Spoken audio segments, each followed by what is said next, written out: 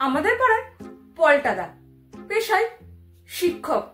তো হঠাৎ একদিন পলটাদার স্ত্রী ঘুম থেকে উঠে দেখে পলটাদার চোখ লাল লাল, চুল এলোমেলো, আর পরীক্ষার খাতা খুলে একদৃষ্টে তাকিয়ে আছে।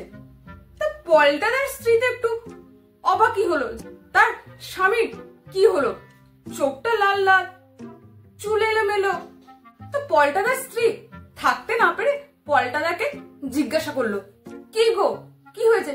সেই রাত্রি 10টা থেকে দেখছি তুমি এই খাতাটার দিকে একদৃষ্টে তাকিয়ে আছো, হয়েছেটা কি? পলটাদা, হ্যাঁ বসে আছি, ওকে কত নাম্বার দেব ঠিক বুঝতে পারছি না। পলটাদার স্ত্রী, কেন, ও কি লিখেছে যে নাম্বার দেওয়ার জন্য তোমাকে এত ভাবতে হচ্ছে? পলটাদা, শোনো তাহলে কি লিখেছে। ও লিখেছে যে একজন সাহসী মানুষ বিপদের দিনে জাঙ্গিয়া পড়িতেন না। এই কথা শুনে পলটাদার স্ত্রীর চোখ কপালে উঠে গেল। পলটাদাকে বলল, এ আবার কি?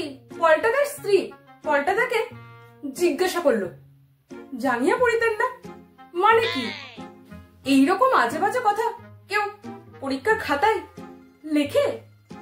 পলটাদা, সেটাই তো ভাবছি, এইরকম কথা সে কেন পরীক্ষার খাতায় লিখেছে। বুঝতে পারছি না ওকে আমি কত নাম্বার দেব, কেন সে এটা লিখলো।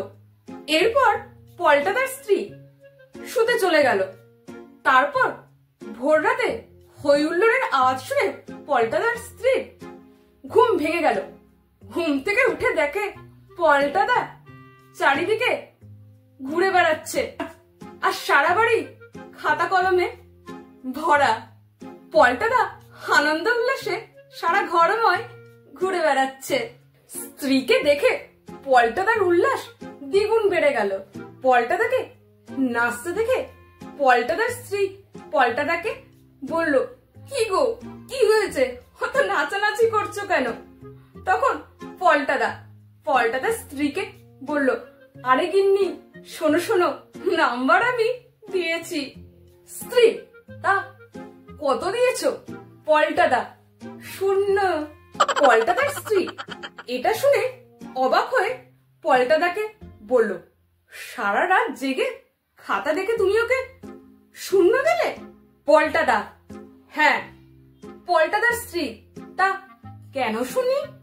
পলটাদা, বেটা টুকলি করেছে, নকল করে লিখেছে, বুঝেছ, সেই জন্য আমি ওকে 0 দিয়েছি। পলটাদার স্ত্রী, তার মানে আরো অনেকেই কি এই একই কথা লিখেছে? পলটাদা, না।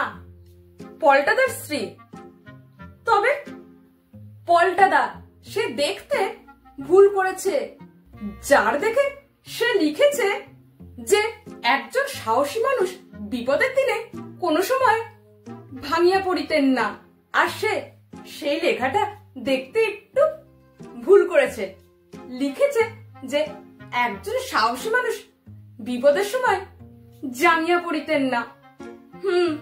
তো বুঝেছো গিন্নি কেন ওকে আমি 0 দিলাম?